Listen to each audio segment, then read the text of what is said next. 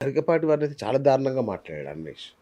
సీతాదేవిని ఇట్లా ఏంటి అంటే నాకు అర్థం కావట్లా. దీనికి బాధ్యత సమాజం తీసుకోవాలండి. హ్మ్. ఏ సమాజం అంటే, శివాజీ ఒక వ్యాఖ్య చేయంగానే రెచ్చిపోయి మూకుమ్మడిగా దాడికొచ్చారు చూసారా? అవును. సామాన్లంటావా అని చెప్పేసి, సామాన్లు అభ్యంతరకరమైన పదమే. మరి ఇప్పుడు ఈడేదో గరికపాటి గారి విషయంలో ఒక పదం వాడాడు కదా! చాలా దారుణంగా. అది సామాన్ల కంటే గొప్ప పదమా? హ్మ్. సామాన్ల కంటే చాలా గొప్ప పదమా? కాదు కదా! కాదు కదా! మరి దాన్నెందుకు ఖండించట్లా? పైగా శివాజీని తిడుతూ, ఆడవాళ్ళ గౌరవం గురించి మాట్లాడుతూ, శివాజీని పట్టుకుని ఎలకొడకా అని చెప్పేసి అవును. అన్నాడు. అవును. నీకు శివాజీ మీద కోపం ఉంటే శివాజీని అనాలి. శివాజీ వాళ్ళ అమ్మగారిని ఎందుకు అన్నావు నువ్వు? హ్మ్. నువ్వు ఎల్లన్నది ఎవరిని? అవును. నువ్వరా ఆడవాళ్ళ ఆత్మగౌరవం గురించి మాట్లాడేది?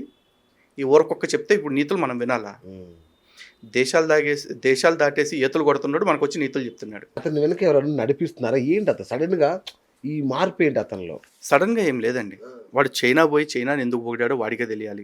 ఇప్పుడు ప్రతి దేశాన్ని పొగడొచ్చు. ఎందుకంటే ప్రతి దేశానికి వాళ్ళ సంస్కృతి వాళ్ళకి గొప్పగా ఉంటుంది. వాళ్ళ అభివృద్ధి వాళ్ళకు ఉంటుంది. కానీ కరెన్సీ వాల్యూని బట్టి వీడు పొగుడుతున్నాడు. నేను ఒక వీడియోలో పెట్టి అవును. థాయిలాండ్ కరెన్సీ ఇంత, చైనా కరెన్సీ ఇంత, బ్యాంకాక్ లేకపోతే మలేషియా కరెన్సీ ఇంత అని చెప్పేసి.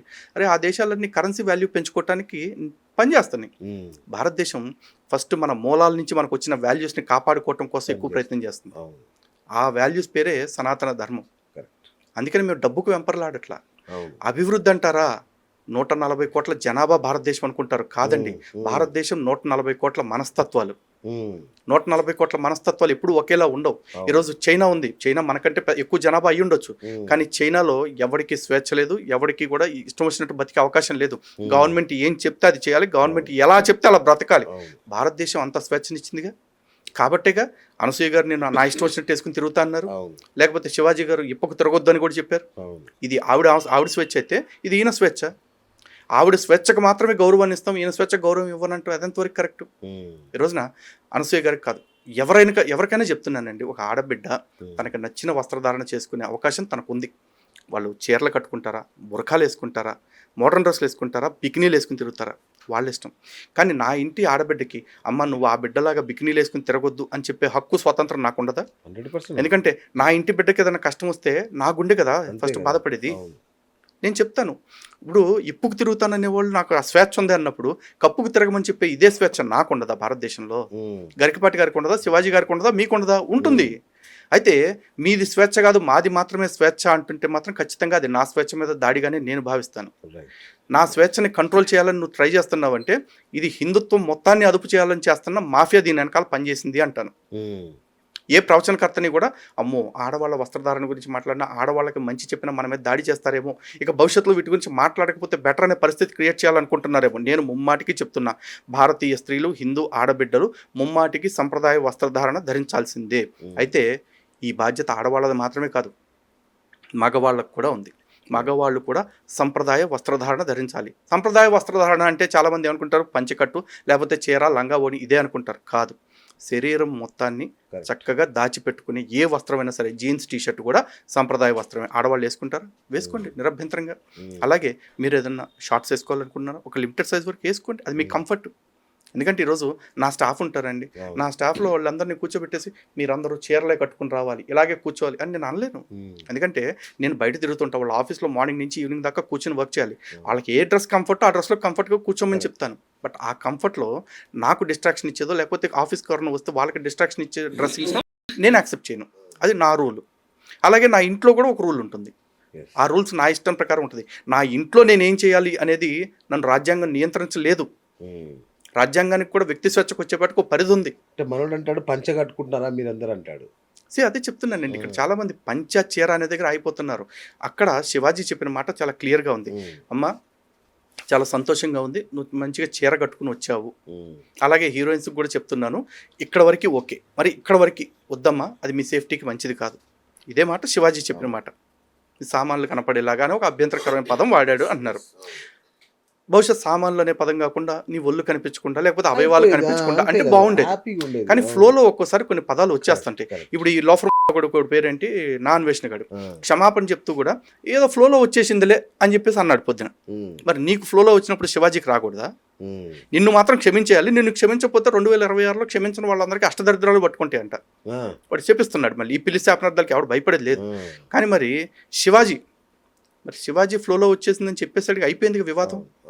క్షమాపణ కూడా హుందాగా చెప్పేశాడు కదా ఆయన. అవును. మరి ఆయన విషయంలో మాత్రం ఎందుకు అంత రెచ్చిపోతున్నారు? ఉమ్. చివరికి కొంతమంది సినీ సెలబ్రిటీలు కూడా వచ్చేసారు బయటికి. ఇప్పుడు నీ కూతురు నీ మాట అనుకుంటా నీ మోడర్న్ డ్రెస్లు వేసుకుని తిరుగుతుంది కాబట్టి, నీ కూతుర్ని నువ్వు నియంత్రించలేవు కాబట్టి, నీ కూతురు విషయంలో రేపు నిన్నెవరన్నా క్వశ్చన్ చేస్తారు కాబట్టి నువ్వేమంటున్నావు? వేసుకుని తిరిగితే తప్పేంటి అంటున్నావు. అరే వేసుకుని తిరిగితే తప్పనలా, వేసుకోవాల్సిన దానికి పరిధి అంత డ్రెస్. అదే శివాజీ చెప్పాడు. చెప్తూ తనేమన్నాడు, అయినా నాకెందుకులే అమ్మ, మళ్ళీ దీని విషయంలో రేపు పెద్ద పెద్ద వాళ్ళందరూ బయటకు వస్తారు, నీకేం అవసరం రా అని చెప్పేసి ఏదో నా బిడ్డ అనుకుని చెప్పాను, లేదా నా ఇంట్లో వాళ్ళు అనుకుని చెప్పాను. ఆడదంటే ప్రకృతి, ఆడది అద్భుతంగా ఉంటుంది, ప్రకృతి ఎంత అందంగా ఉంటే అంత అద్భుతంగా ఉంటుంది, ఆడదంటే మా అమ్మ అని కూడా చెప్పాడు వేదిక మీద. అన్నీ పోయినాయి, అన్నీ పోయినాయి అండి. జస్ట్ సామాన్లు అదొకటే పట్టుకున్నారు.